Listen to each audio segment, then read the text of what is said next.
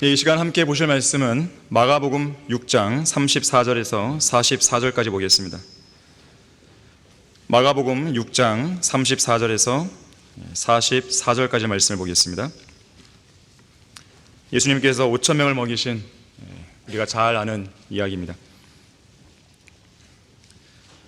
자, 6장 34절부터 보시면, 그때 예수께서 나오셔서 많은 무리를 보시고 가엾게 여기시니 이는 그들이 목자 없는 양과 같았기 때문이라. 그리하여 그들에게 많은 것을 가르치기 시작하시더라. 날이 이미 저물었을 때 제자들이 주께 나와 말씀드리기를, 이곳은 외딴 곳이요 이미 때도 저물었으니 무리를 보내어 근처 시골과 마을들로 가서 빵을 사 먹게 하소서. 그들에게는 먹을 것이 아무것도 없나이다 라고 하니라. 주께서 대답하여 그들에게 말씀하시기를, 너희가 그들에게 먹을 것을 주라고 하시니 그들이 주께 말씀드리기를, 우리가 가서 200데나리온어치의 빵을 사서 그들에게 먹으라고 주리이까 라고 하니라. 주께서 말씀하시기를, 빵이 몇 덩어리나 있는지 가서 알아보라고 하시니 그들이 알아보고 말씀드리기를, 빵 5덩어리와 물고기 2마리가 있나이다 라고 하더라. 주께서 제자들에게 명하여 사람들을 모두 떼를 지어 푸른 풀밭에 앉게 하시니 그들이 100명씩 혹은 50명씩 떼를 지어 앉더라. 주께서 빵 5덩어리와 물고기 2마리를 가지고 하늘을 바라보시며 축복하신 후 빵을 떼어 제자들에게 주시며 사람들 앞에 놓게 하시고 물고기 2마리도 그들 모두에게 나누어 주시니 모두가 먹고 배불렀더라. 그 후에 그 조각들과 물고기들을 거두니 12광주리에 가득 찼더라. 빵을 먹은 사람들은 남자가 약 5,000명이더라. 자, 말씀을 위해 다 같이 기도하겠습니다. 감사하신 아버지 하나님, 아름다운 예배 분위기를 조성시켜 주셔서 감사드립니다. 찬양과 또 연주와 또 기도를 통해서 주님은 저희들의 마음을 잘 다듬어 주셨습니다. 이 시간 진리의 말씀이 설교를 통해 떨어질 때 주님께서 우리 성도들의 마음을 더욱더 활짝 열어주시고 이 말씀을 하나님의 말씀으로 있는 그대로 받아들여 많은 열매를 맺을 수 있도록 주님께서 지켜주십시오. 마귀가 어떠한 형태로든지 이 예배를 방해하지 못하도록 막아주십시오. 말씀을 듣고 이해하는 데 있어서 또 말씀을 마음속에 새기는 일에 있어서 마귀가 어떠한 형태든지 공격하지 못하도록 주님께서 철저하게 우리를 보호해 주시길 원합니다. 모든 걸 주님께 부탁드립니다. 주 예수 그리스도 이름으로 기도했습니다. 아멘. 5,000명을 먹이신 예수 그리스도, 5,000명을 먹이신 예수 그리스도라는 제목으로 설교하겠습니다. 예수님께서 5,000명을 먹이신 사건은 사복음서 모두에 나옵니다. 마태복음, 마가복음, 누가복음, 요한복음 다 나오는 것이죠. 그만큼 중요한 사건이었습니다. 또 위대한 기적이죠. 기적이란 무엇입니까? 상위 세계의 법칙이 하위 세계에서 일어나는 거예요. 상위 세계의 법칙이란 하나님의 법칙을 말합니다. 하나님의 법칙이 이 하위 세계, 우리가 살고 있는 이 물리적인 세상에서 일어나는 것, 이것이 바로 기적이에요. 그래서 상위 세계를 지배하는 하나님의 법칙이 하위 세계를 지배하는 물리적인 법칙을 뛰어넘어 버리는 거예요. 이 법칙을 무의미하게 만드는 것이죠. 예를 들면 물리적인 법칙으로는 하늘에 떠 있는 태양을 멈출 수 없지 않습니까? 하지만 여호수아는 기브온 전투 때 하나님의 능력으로 저 하늘에 있는 태양을 거의 종일, 시간으로 본다면 하루 24시간 중에 거의 종일, 그러니까 23시간 20분 동안 하늘 중간에 멈추게 한 적이 있는 것이죠. 기적이 일어난 것이죠. 또 히스기야 왕 때는 하나님께서 아하스의 해시계에 내려갔던 그림자 각도를 10도 뒤로 후퇴시켰죠. 이 10도에 해당하는 시간이 바로 40분입니다. 그러면 여호수아 때 태양이 멈추었던 23시간 20분과 히스기야 때 10도 뒤로 갔던 이 40분을 합하게 되면 하루 24시간이 나오는 것이죠. 다시 말하자면 하루 24시간이 인류 역사 속에서 사라져버린 거예요. 잃어버린 하루가 생긴 거죠. 어떻게 이런 일이 일어나는가? 이게 바로 기적이에요. 한편 우리는 지금 3차원의 공간에 살고 있죠. 그런 우리가 절대로 뛰어넘지 못하는 차원 중 하나가 바로 시간입니다. 현재 우리는 모두 다 같은 시간대를 살아갑니다. 우리 중에 누군가가 마음이 급하다고 해서 남보다 시간을 앞서갈 수는 없어요. 몸이 나는 피곤하니까 난 좀 늦게 갈게, 이럴 수도 없습니다. 모두가 다 항상 같은 시간대 안에서 함께 살아가야 돼요. 자, 그런데 성경에는 그러한 시간과 공간을 초월하는 어떤 분이 2000년 전에 이 땅에 나타나셔서 33년 반 동안 사람들과 함께 지냈다가 먼 훗날 다시 오겠다는 약속을 남기시고 이 땅에서 사라지신 내용이 나오죠. 그분이 바로 예수 그리스도시죠. 물리적인 시간과 공간을 뛰어넘는 기적을 일으키신 거예요. 예수님은 영원이라 불리는 저 셋째 하늘, 곧 상위의 법칙이 지배하는 세계에서 영원부터 영원까지 살아계시는 하나님이십니다. 따라서 우리에게는 기적에 해당하는 이런 사건들이 주님께는 전혀 기적이 아니에요. 지극히 평범한 일이고 그냥 상식인 거예요. 자, 그런가 하면 우리가 알고 있는 기적들, 그런 사건들 대부분은요, 신약보다는 주로 구약 성경, 그리고 예수님이 지상에 계셨던 초림, 그리고 사도행전에 집중되어 있죠. 그 이후에는 기적들이 거의 언급이 안 됩니다. 자, 그렇다면 우리가 살고 있는 이 교회 시대에는 기적이 일어나지 않는 것인가? 엄밀히 말하면 구약 성경이나 사복음서, 사도행전에 등장하는 것과 같은 그런 기적은 이 시대에 일어나지 않습니다. 왜 그런 것인가? 기적이 일어나면 죄인들이 더 잘 믿을 것 같은데 왜 기적이 안 일어나는 것인가? 이 시대는 구약 시대나 초림 때처럼 초자연적인 능력과 기적을 그런 역사를 직접 보고 믿는 시대가 아니기 때문에 그래요. 우리가 사는 교회 시대는 구약 시대의 이스라엘 백성들처럼 눈으로 보지 않고 믿는 시대예요. 그들은 눈으로 봐야지 믿었지만 우리는 아닙니다. 우리가 사는 이 교회 시대는 눈으로 보고 믿는 시대가 아니에요. 보지 않고 믿는 시대인 것이죠. 그래서 이 시대는 굳이 기적이 일어날 필요가 없는 거예요. 여러분 가운데 기적을 보고 예수님 믿는 사람이 있습니까? 없어요. 보지 않고도 믿은 거예요. 예수님을 직접 눈으로 보셨습니까? 보지 않았는데 믿었어요. 지금이 그런 시대예요. 그래서 그런 믿음을 주님이 존중해 주시는 거예요. 얼마나 귀하게 여기시겠어요. 눈으로 본 적도 없는 분을 믿는단 말이에요. 대단한 것이거든요. 이스라엘 백성들에게는 상상도 못할 일이죠. 자, 그런 기적이 여러분에게 벌어진 거예요. 이 시대의 기적을 말하려면 이런 기적을 말해야 되는 거예요. 내가 예수님 믿고 구원받은 거예요. 기적이에요. 자, 우리가 예수님께서 하나님이심과 구주라는 사실을 믿고 확신하기 위해서 우리의 두 눈으로 굳이 기적을 봐야 할 필요가 없는 거죠. 이미 하나님의 말씀인 성경을 통해서도 우리는 확신할 수 있는 거예요. 하지만 이 시대도 기적이 안 일어나는 것은 아닙니다. 예를 들면 이런 식의 기적이 일어나죠. 물론 이런 것은 이제 성경에서 말하는 진짜 기적으로 그런 범죄에 들어가지 않지만 우리가 굳이 이야기한다면 이런 식의 기적이 일어난다는 거예요. 이런 거예요. 1871년 미국 일리노이주 시카고에 대화재가 일어났습니다. 각 신문사의 기자들이 화재 현장에 도착해 보니까 건물들이 모두 타버렸어요. 시내 한복판에 있던 D.L. 무디의 교회 건물도 모두 불타버리는 것을 보게 되었습니다. 기자들은 무디에게로 달려가서 이렇게 빈정거리며 물었어요. 목사님, 살아계신 하나님께서는 전지전능하셔서 무엇이든지 원하기만 하면 이루어 주신다고 설교하셨는데 왜 하나님께서는 자신의 교회 건물이 불타 없어지는 것을 가만 놔두신 겁니까? 그러자 무디가 이렇게 답했어요. 저는 오래전부터 하나님께 큰 교회를 세워주라고 기도해 왔습니다. 비록 시카고에 대화재가 일어나는 것은 안타까운 일이지만 이런 상황에서 우리 교회 건물이 함께 불탄 것은 기도의 응답이라 할 수 있습니다. 우리가 큰 교회를 세우려면 기존의 건물을 헐어야 하는데 하나님은 불에 태우셔서 건물을 허무는 비용이 들지 않게 하신 것입니다. 이 말에 기자들은 어이없다는 듯이 이렇게 물었어요. 그러면 큰 교회를 세울 돈은 있긴 한 겁니까? 그러자 무디는 옆구리에 끼고 있던 낡은 성경책을 보여주면서 이렇게 대답했어요. 저는 불이 났을 때 돈을 가지고 나오지 못했습니다. 하지만 아무리 써도 바닥이 나지 않는 하나님의 금고인 이 성경책을 가지고 나왔습니다. 분명 여러분은 얼마 안 가서 불에 탄 이 교회 건물보다 더 크고 아름다운 교회를 보게 될 것입니다. 그때 이후 무디는 영국으로 건너갔고요, 영국을 뒤흔드는 부흥과 개혁을 일으킵니다. 그리고 영국에서는 시카고 대화재에 관한 소식을 듣고 교회 건물 공사를 위한 헌금을 모았다 그래요.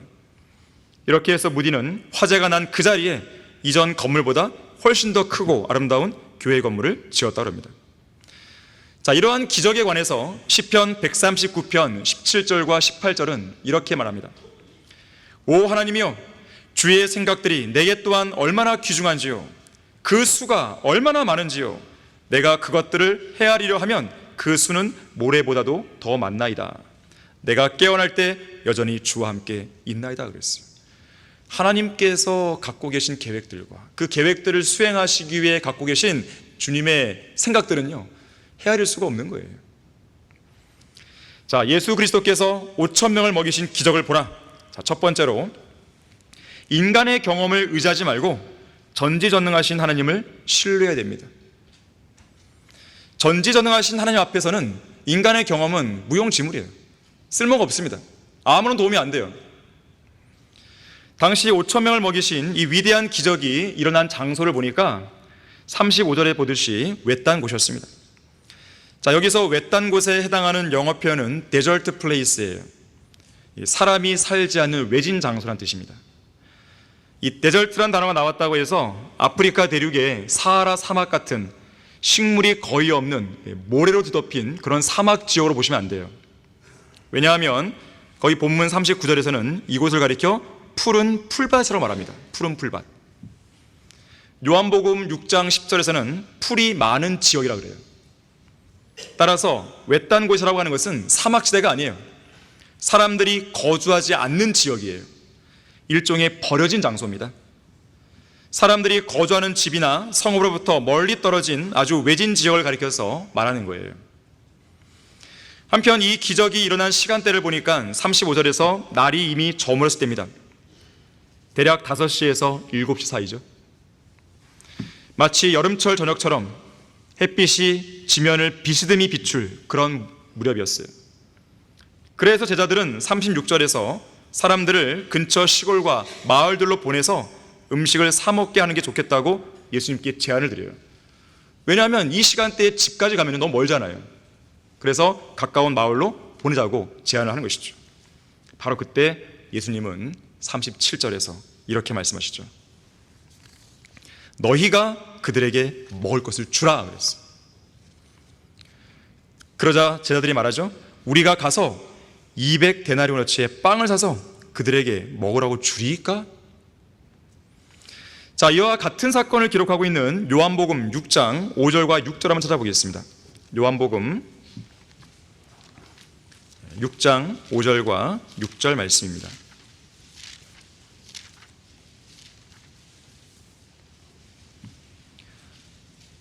5절에서 예수께서 눈을 들어 큰 무리가 자기에게 오는 것을 보시고 빌립에게 말씀하시기를 우리가 어디서 이 사람들이 먹을 빵을 사겠느냐고 하시니 주께서 이렇게 말씀하시면 그를 시험하기 위함이라. 이는 주께서 하실 일을 친히 알고 계심이더라. 당시에 예수님께서는 제자들의 믿음을 시험해 보시기 위해서 우리가 어디서 이 사람들이 먹을 빵을 사겠느냐라고 질문하셨어요.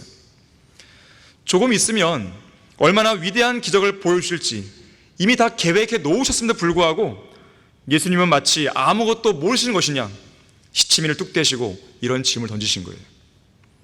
제자들을 시험한 거죠. 그들의 믿음이 어느 정도의 수준인지를 보시려고 하는 거예요.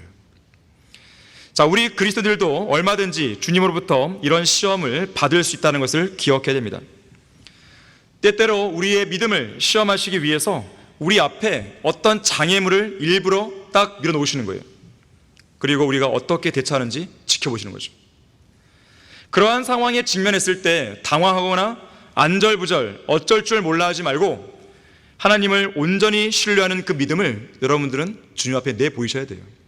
그런 증명의 기회로 삼아야 되는 것이죠.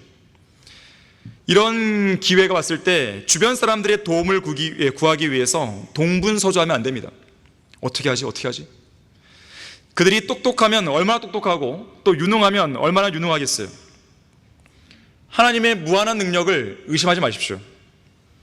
이러한 시험 앞에서 자신이 얼마나 하나님을 사랑하고 있고 얼마나 하나님 한 분만을 의존하고 있는지 또 얼마나 하나님을 기쁘시게 해드리려고 애를 쓰는지 정직하게 보일 수 있는 기회로 삼으셔야 돼요. 그저 이런 시험의 무게에 짓눌려서 신세 한탄이라 하면서 낙담하면 안 되는 것입니다. 시험이라고 하는 것은, 하나님의 시험이라고 하는 것은 믿음을 증명해 보이는 기회이지, 믿음을 포기하도록, 너는 그것밖에 안 되니까 믿음을 포기해, 그렇게 포기하도록 종용하는 그런 유혹이 아닙니다.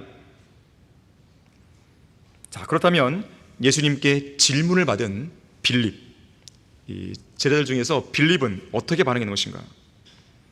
믿음이 있었는 것인가? 믿음이 없었습니다. 자, 거기 요한복음 6장의 7절 말씀 보시면요, 빌립이 대답하죠. 각자가 조금씩 먹는다 해도 200데나리온어치의 빵으로도 부족합니다 그랬어요. 아까 마가복음에서는 제자들이 그렇게 얘기했죠. 빌립이 주축이 된 것이죠. 한 데나리온, 그러면 이 초림 당시에 노동자들이 온종일 일할 때 받는 하루 품삯이었습니다. 이것을 감안하면 200데나리온은 200일 동안 일해서 벌 수 있는 품삯이에요. 200일 동안. 200일이면 7개월이죠. 7개월. 7개월 정도는 일해야 벌 수 있는 품삯입니다. 그러니까 7개월간의 급료에 해당하는 그런 양이에요. 그런 빵이 필요한 것이죠. 어마어마한 양의 빵이 필요한 거죠. 자, 어쨌든 빌립이 그 짧은 순간에 200데나리온어치의 빵이 필요하다는 것을 계산해낸 것을 보면 빌립은 머릿속 계산은 아주 빨랐던 것 같아요.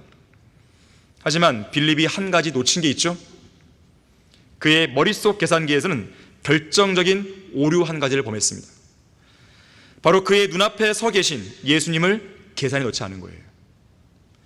예수님께서 무에서 유를 창조할 수 있는 전능하신 하나님임을 그는 간과해버린 것입니다.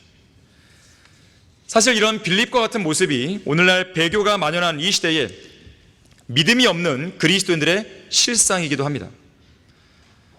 어떤 어려운 문제에 봉착하면 하나님을 신뢰하기보다는 인간의 지혜로 이것저것 머릿속 계산기를 두들겨보며 잔머리를 굴리는 것이죠. 인간에게는 불가능한 것을 가능하게 하시는 하나님은 전혀 안중에도 없는 거예요. 그런 자들은 이 말씀을 잊어버립니다. 너희가 기도할 때에 바라는 것들은 무엇이나 받은 것으로 믿으라. 그리하면 너희 것이 되리라. 이 기도의 약속을 잊어버린 것이죠.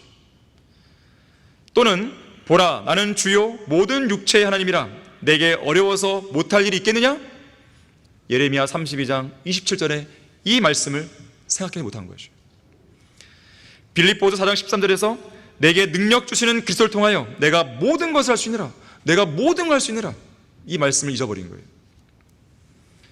자, 이처럼 빌립이 머릿속으로 계산기를 두드리고 있었을 때 베드로의 형제 안드레가요, 한 소년을 예수님께로 인도해 옵니다. 왜냐하면 오늘 본문인 마가복음 6장 38절에서 주님께서 지시하셨어요. 빵이 몇 덩어리 있는지 가서 알아봐라 그랬어요. 즉시로 안드레는 명령을 실행합니다.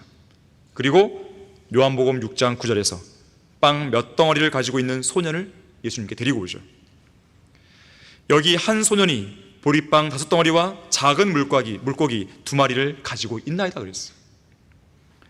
여기까지는 잘했죠. 잘했습니다. 하지만 안드레 역시나 빌립처럼 예수님에 대한 불신을 표출했어요. 그러나 이것들이 이처럼 많은 사람에게 얼마나 되겠나이까? 지금 안드레는 이 얼마 안 되는 음식으로 과연 이 많은 무리를 먹이는 문제를 해결할 수 있겠습니까? 라고 물은 거예요. 이건 물음이 아니죠. 불신이죠, 불신. 안드레 역시 형편없는 믿음을 드러내고 만 것이죠. 만일 안드레를 비롯한 제자들이 예수님의 위대한 능력을 믿었다면 이렇게 말씀드렸어야 되는 거예요. 주님께서는 전능하신 하나님의 아들이십니다. 주님께서 우리와 함께 하시기 때문에 전혀 걱정 없습니다. 사실 여기 소년이 가지고 온 보리빵 5덩어리와 작은 물고기 2마리도 주님께는 너무 많은 분량입니다. 주님은 무에서 유를 만들어내신 분인데 왜 굳이 이런 빵을 알아보러 가셨습니까? 주님은 그냥 하실 수 있습니다. 이것이 그들의 믿음이 되었어야 되는 거예요. 하지만 이들에게는 그런 믿음이 없었어요. 자, 인간이 가진 최대 약점이 뭘까요? 어떤 문제나 위기가 발생하고 어떤 상황을 판단할 문제가 생겼을 때 자신의 과거 경험에 의존한다는 것이에요.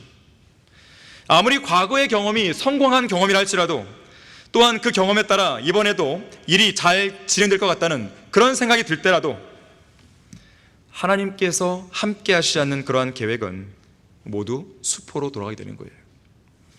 인간의 지혜나 능력이 아무리 뛰어나도 그것은 하나님의 지혜와 능력에 비하면 아주 보잘것없다는 사실을 기억해야 됩니다. 어떤 일이든지 하나님께서 직접 개입하시고 일을 처리하실 때 모든 일이 기적적으로 가장 완벽하게 이루어진다는 것을 확신하셔야 돼요. 그러한 확신이 없는 인간은 어떤 어려운 문제 앞에서도 항상 좌절합니다. 항상 좌절해요. 언제 어떤 상황에 직면하든지 우리가 해야 할 일은 단 한 가지뿐이에요. 항상 우리의 힘이신 주님을 바라보는 거예요. 전능하신 하나님을 신뢰해야 됩니다. 과연 하나님께서 어려워서 못할 일이 있겠습니까? 불가능한 것이 있으시겠어요? 주님께서 극복하지 못할 문제가 있으시겠어요? 주님께서 물리치지 못할 그런 대적이 있겠습니까? 주님께서 고치지 못할 그런 질병이 있으시겠어요? 어떤 질문이라도 대답하지 못할 질문이 있으시겠어요? 어떤 사람이 잘 말했듯이 우리가 현실에서 직면하는 그 문제들은 우리가 하나님의 기적을 경험할 수 있는 좋은 도구들이에요. 그 문제들은 하나님의 기적을 드러내는 재료들이에요. 재료들. 당연히 문제를 좋아하는 사람은 없죠. 문제는 우리를 좌절시키고 낙심을 주고 피곤하게 하고 심지어 고통과 상처와 갈등을 주기도 합니다. 하지만 하나님께서는 우리의 그러한 문제들을 그분의 위대한 기적을 일으키는 수단으로 삼으시는 거예요. 그걸 보셔야 됩니다. 그걸 보기 위해서는 믿음이 필요합니다. 경험이 발동되면 안 돼요. 믿음이 필요해요. 예수 그리스도께서 5,000명을 먹이신 기적을 보라. 두 번째로 하나님께서는 성도들의 작은 헌신을 통해 위대한 역사를 이루십니다. 빵 5덩어리와 물고기 2마리가 있다는 사실을 아신 예수님은 이것을 가지고 위대한 기적에 따른 위대한 역사를 이루세요. 우선은 그 전에 그곳에 모인 사람들을 아주 질서정연하게 때를 지어 앉게 하시죠. 40절을 보십시오. 그들이 100명씩 혹은 50명씩 때를 지어 앉더라. 44절에서는 빵을 먹은 사람들은 남자가 약 5,000명을 했어요. 그래서 보통 이 사건을 5,000명을 먹이신 기적이다 그랬죠. 하지만 이것은 남자들만의 수였습니다. 여자들과 아이들의 수까지 감안하면 당시에 모여있던 사람들의 수는 1만 명에서 1만 5천 명 정도는 좋게 됐을 거예요. 41절, 42절 보십시오. 주께서 빵 5덩어리와 물고기 2마리를 가지고 하늘을 바라보시며 축복하신 후 빵을 떼어 제자들에게 주시며 사람들 앞에 놓게 하시고 물고기 2마리도 그들 모두에게 나누어 주시니 모두가 먹고 배불렀더라. 자, 여기서 볼 수 있듯이 예수님께서는 사람들에게 빵과 물고기를 직접 나눠주지 않았습니다. 제자들을 통해 나눠줬죠. 과거 구약에서 광야의 이스라엘 백성에게 하늘로부터 만나를 내려주신 것처럼 하늘로부터 빵을 직접 내려오게 해서 사람들에게 주신 것도 아니었어요. 사람들을 쓰신 거죠. 특히 예수님은 이 위대한 기적을 행하심에 있어서 한 소년이 제공한 도시락을 통해서 이 일을 이루신 거예요. 한 소년이 작은 손으로 싸들고 온 작은 도시락을 주님께 내어드린 이 작은 헌신을 사용하셔서 놀라운 기적을 이루신 겁니다. 이것이 바로 하나님께서 이 땅에서 일하시는 방법이에요. 이 땅에서 위대한 역사를 이루시는 방법입니다. 하나님께서는 언제나 우리와 같은 연약한 도구를 사용하셔서 일을 하시는 거예요. 그래서 성경은 우리들을 뭐라 그럽니까? 하나님과 함께 일하는 동역자들이다 그랬어요. 이처럼 하나님께서는 우리를 필요로 하십니다. 물론 전능하신 하나님께서는 무언가 부족하고 아쉬운 데가 있어서 우리를 필요로 하신 게 아니에요. 주님께서는 온 우주에 혼자 계셔도 아무런 문제 없이 지낼 수 있는 분입니다. 굳이 우리가 없어도 모든 피조물로부터 찬양과 영광을 받으시는 데에 아무런 문제가 없으세요. 그런데도 우리를 필요로 하십니다. 우주에 떠있는 은하계들과 별들과 행성들을 만드신 하나님께서 왜 이렇게 보잘것없는 우리를 필요로 하시는 것인가? 세상 사람들은요, 우리가 지금 죽어도요 관심 없습니다. 전 세계 80억 명 중에 과연 우리가 죽었을 때 누가 조문을 오겠어요? 80억이 다 올까요? 관심을 둘까요? 연민을 갖고 막 아쉬워할까요? 그렇지 않습니다. 아무도 몰라요. 관심 없어요. 우리가 당장 이 세상에서 사라진다 하더라도 태양은 언제나 그렇듯이 아무 일도 없다는 듯이 아침에 떴다가 칠 거예요. 우리가 어떤 사고를 당해 죽든지 바다의 밀물과 썰물은 언제나 그렇듯이 계속해서 왔다 갔다 할 것입니다. 결국 죽은 사람은 살아있는 사람의 기억 속에서 그냥 잊혀지는 거예요. 잠깐은 슬퍼할 수 있겠죠. 누가 죽었구나, 슬퍼할 수 있습니다. 하지만 인간은요, 그때뿐이죠. 배고프면 밥 먹어야 돼요. 꽉 찼으면 싸야 돼요. 피곤하면 자야 됩니다. 그런 거 다 잊어버리고 계속해서 자기가 죽을 때까지 어떤 한 사람의 죽음을 놓고 막 슬퍼하는가? 그렇지 않습니다. 곧 정상적인 생활로 돌아가는 게 인간입니다. 시간의 흐름 속에 죽은 자들은 사람들의 기억 속에서 잊혀지는 거예요. 성경은 사람의 생명에 대해 뭐라 그럽니까? 잠깐 보이다가 사라지는 안개라 그랬어요. 인간은 헛것이고 지나가는 그림자고 진토고 벌레고 티끌이라고 말합니다. 자, 그런데 하나님께서는 이렇게 전혀 존중할 가치도 없는 이 무지하고 완고한 우리를 왜 필요로 하냐 이거예요. 고집불통해, 통제 불가능하고 완고하고 교만하고 죄인으로 태어나 죄만 짓고 살다가 죽어서 영원한 불못에 던져질 수밖에 없었던 우리를 필요로 하시는 이유가 뭐냐 이거예요. 한번 여러분들이 시간을 내서요 곰곰이 생각해 보세요. 나 같은 죄인을 이렇게 구원해 주시고, 나 같은 죄인을 이렇게 성경대로 믿는 그리스도인 되게 하셔서 이렇게 의미 있고 가치 있는 생을 살게 하시고, 또 복음을 전하는 도구로, 또 진리의 기치를 덮이는 도구로 왜 쓰시냐 이거예요. 그것도 80억 명의 인구 중에서 왜 하필 나냐 이거예요. 이걸 뭐로 설명합니까? 하나님의 자비죠. 하나님의 은혜죠. 하나님의 사랑입니다. 이 자리에 앉은 여러분들은 특별한 하나님의 사랑을 받고 있는 거예요. 이것을 내가 무시하고 이것을 내가 거부한 채, 또 이것을 내가 아예 간과해버린 채 내 멋대로 살겠다? 그것은 하나님 앞에서 정말 배은망덕한 짓을 하고 있는 거예요. 근데 중요한 것은요, 하나님께서 누군가를 쓰시기 위해 필요로 하실 때 그 당사자가 자신을 내어드릴 준비가 되어 있냐 이거예요.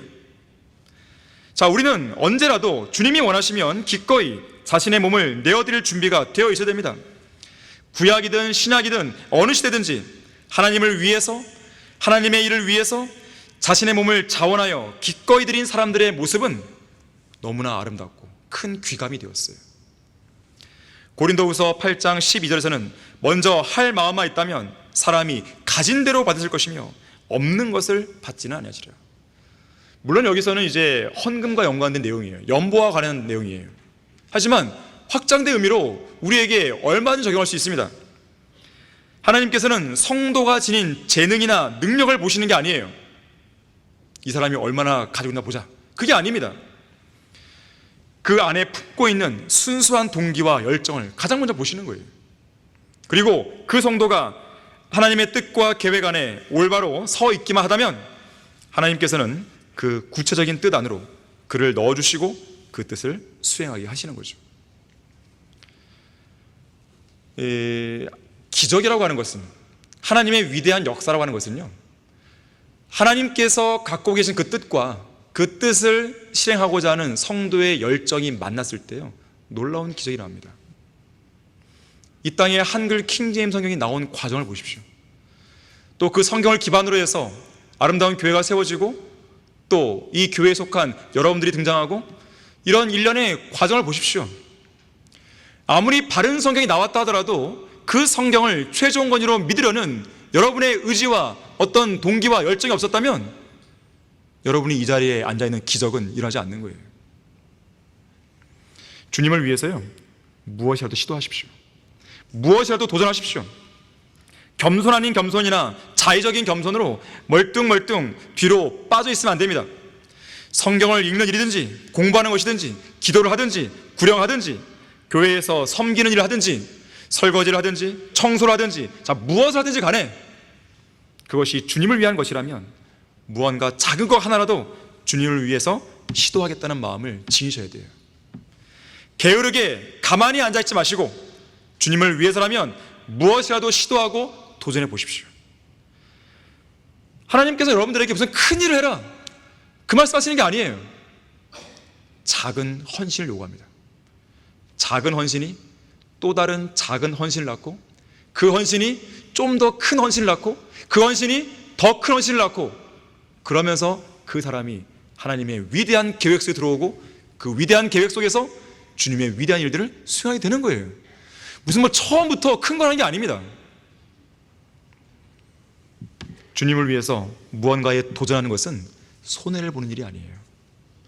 설령 그 일을 했다가 잘 안 되었다 하더라도 하나님은 그 마음을 기쁘게 받아주십니다.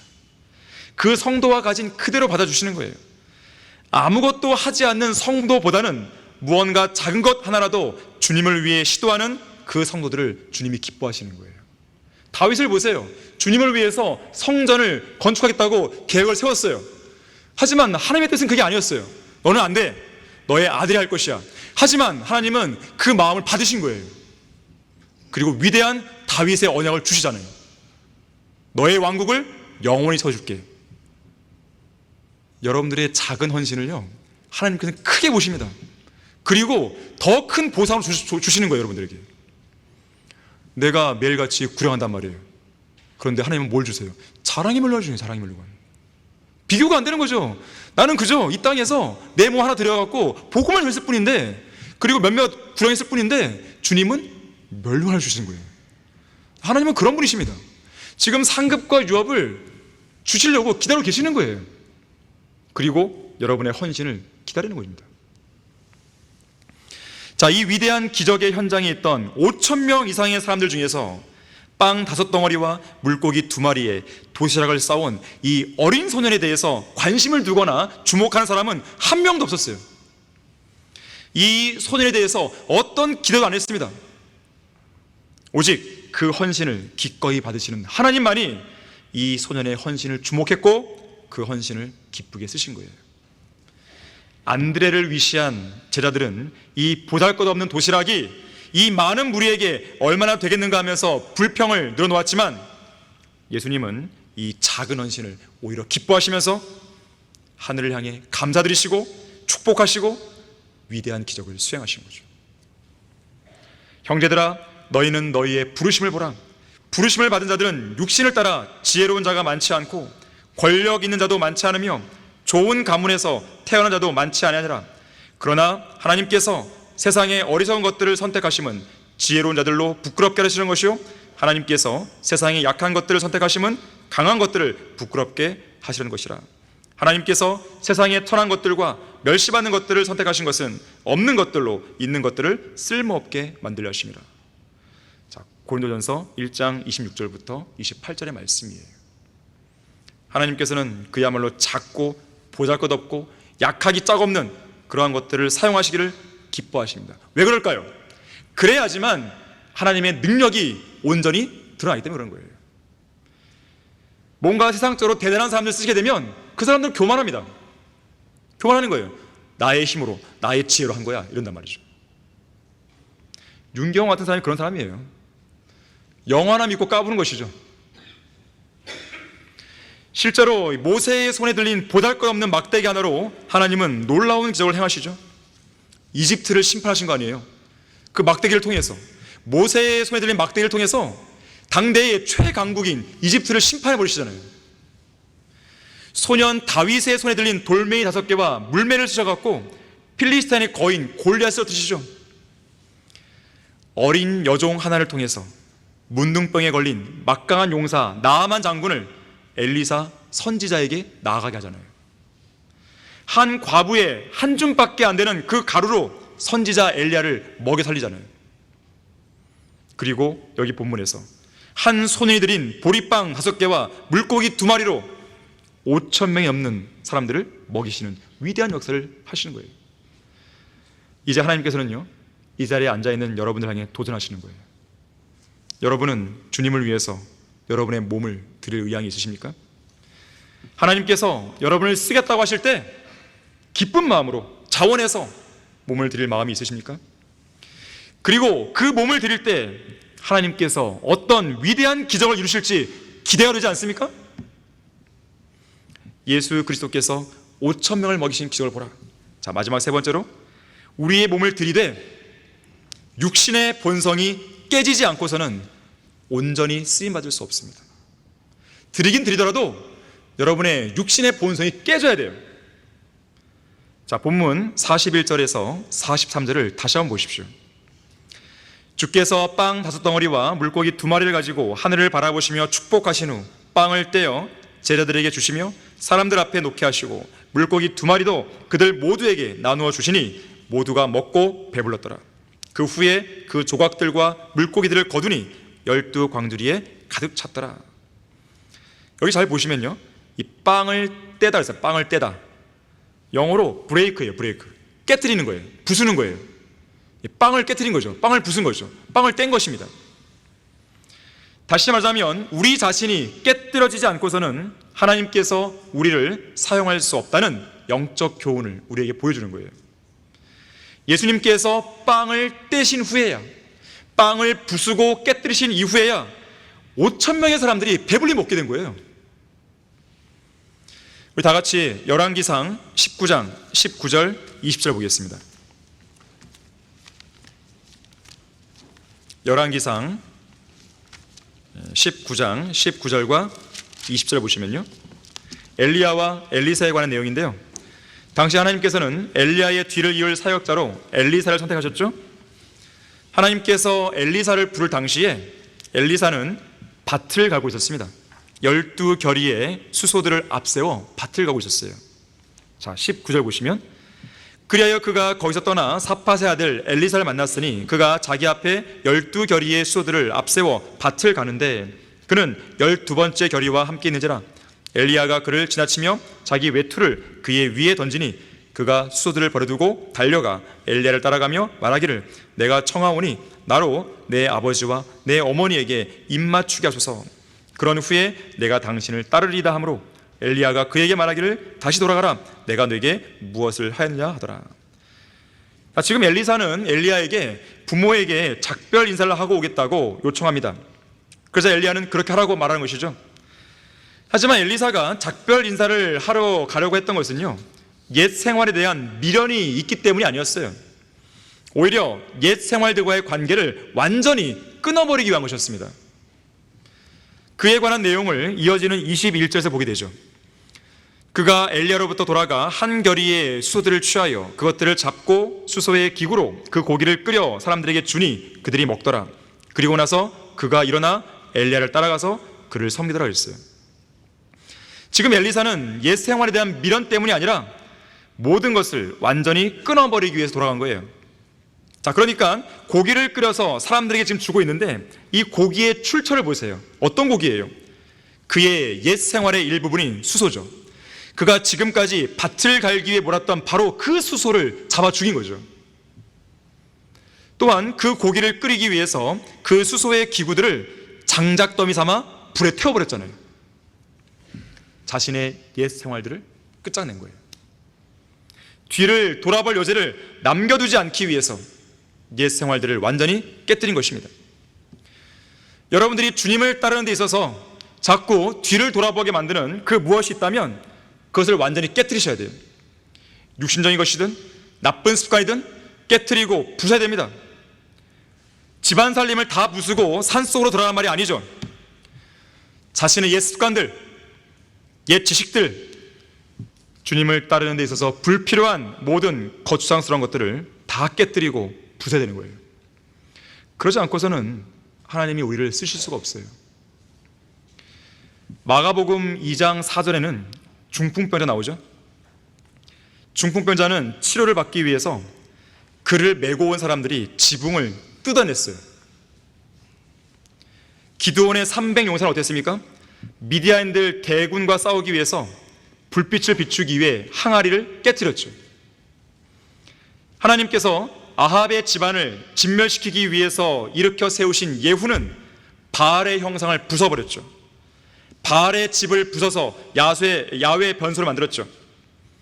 마지막 부흥을 이끌었던 요시야 왕 역시나 남색자들, 남자 동성 연자들이죠. 그들의 집들을 부수었고 산당들과 이방신을 섬기는 제단들을 완전히 깨뜨려버렸죠. 여전히 옛 생활에 미련을 두고 있다든지 옛날의 나쁜 것들을 끝까지 고집스럽게 붙들고 있다면 그 사람은 온전히 쓰임받을 수가 없습니다.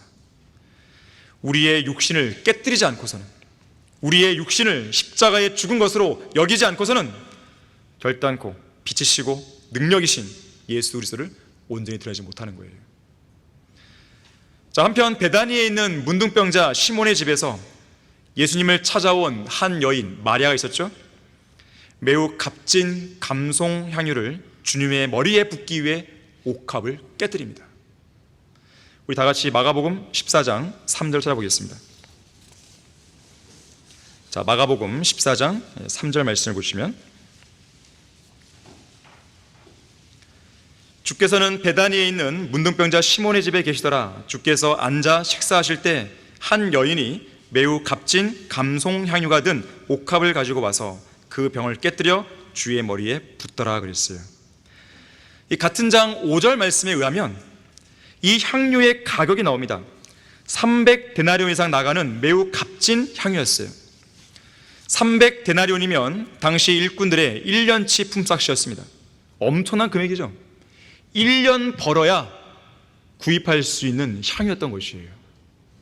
그만큼 마리아는 주님을 향해서 그녀가 표현할 수 있는 최고의 사랑과 존경을 표시한 겁니다. 주님을 위한 일이라면 그 어떤 것도 아깝지 않았던 것이죠.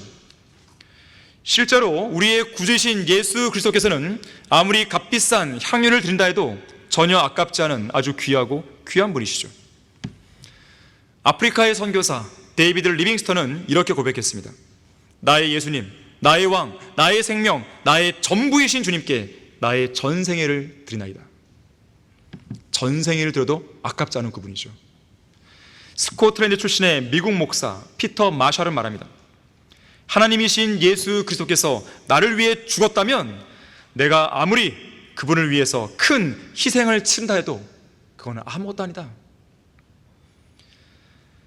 또 예수 그리스도를 위한 열정으로 자신의 부와 명예를 모두 버리고 중국 땅으로 가서 선교한 영국 케임브리지 대학 출신의 C.T. 스터드는 중국에서 10여 년을 섬긴 후에 그의 육신이 생명의 위협을 느낄 정도로 쇠약해졌습니다. 그리고 영국으로 돌아와서 투병 생활을 하던 중에 그는 몸이 좀 더 호전되자 다시 아프리카에 가기로 결심했어요. 그러자 주위 사람들은 제정신이 아닌 결정이라며 그를 만류했습니다. 바로 이때 스터드는 교회 역사상 모든 그리스도인들의 심금을 울릴 만한 의미 있는 말을 남기게 됩니다. 이렇게 말했어요.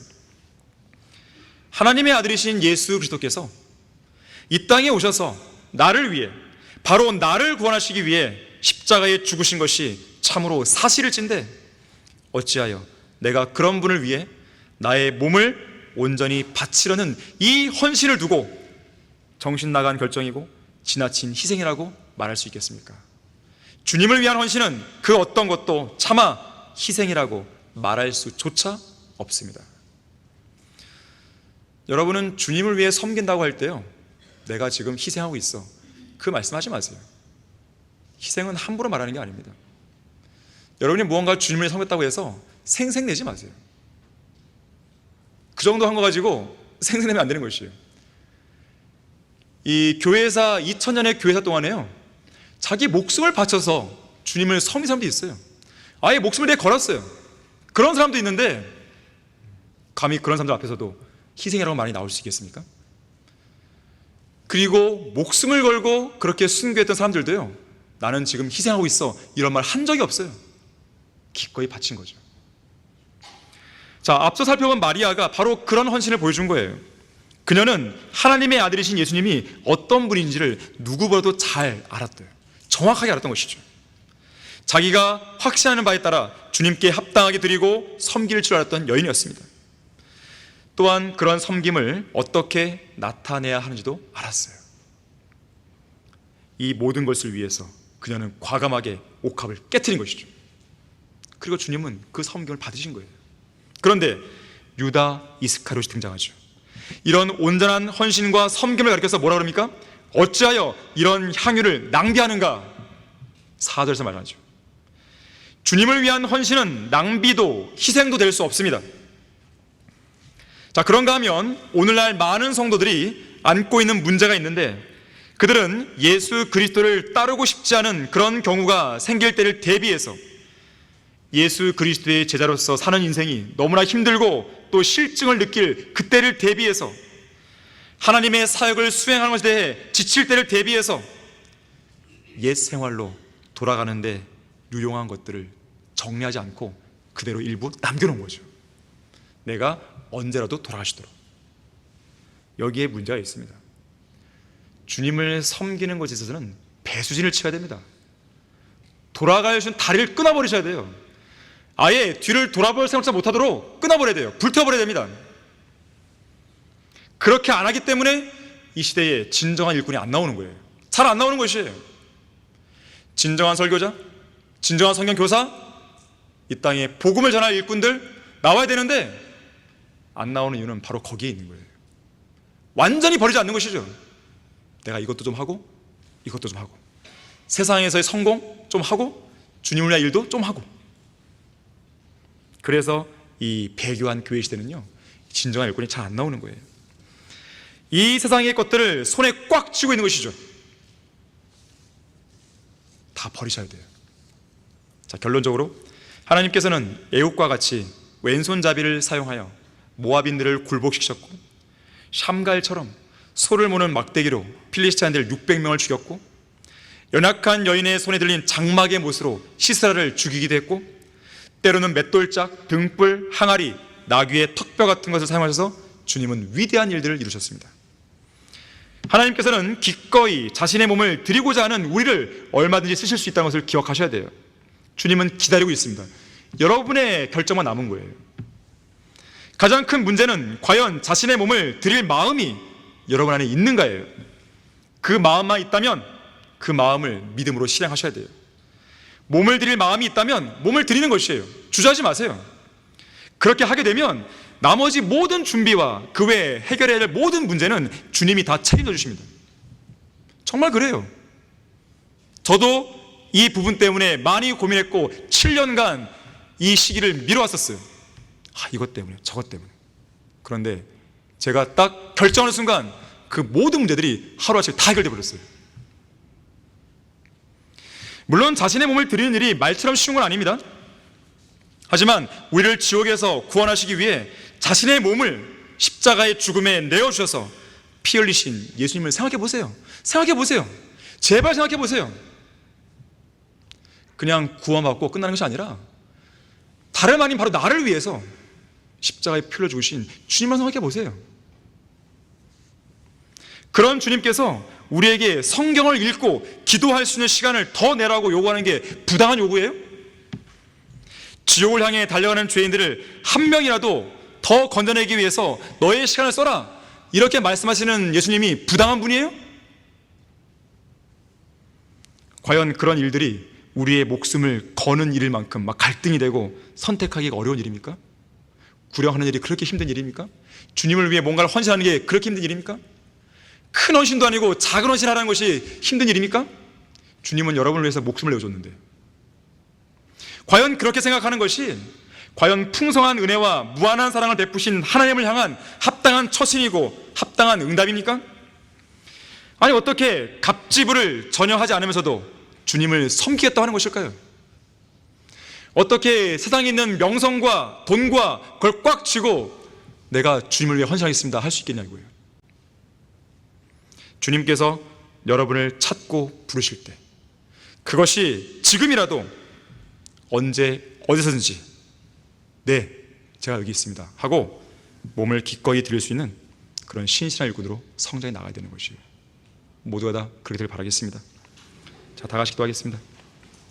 감사하신 아버지 하나님, 주님은 예수 그리스도의 그 보혈을 통해서 저희들 구원하신 분입니다. 우리 한 사람 한 사람을 구원하기 위해서 주님은 몸을 내어주신 것입니다. 그것을 누구보다도 잘 알고 있는 우리 그리스도인들이 주님께 몸 하나를 드리는데 아까워한다면 그것은 잘못된 믿음의 상태입니다.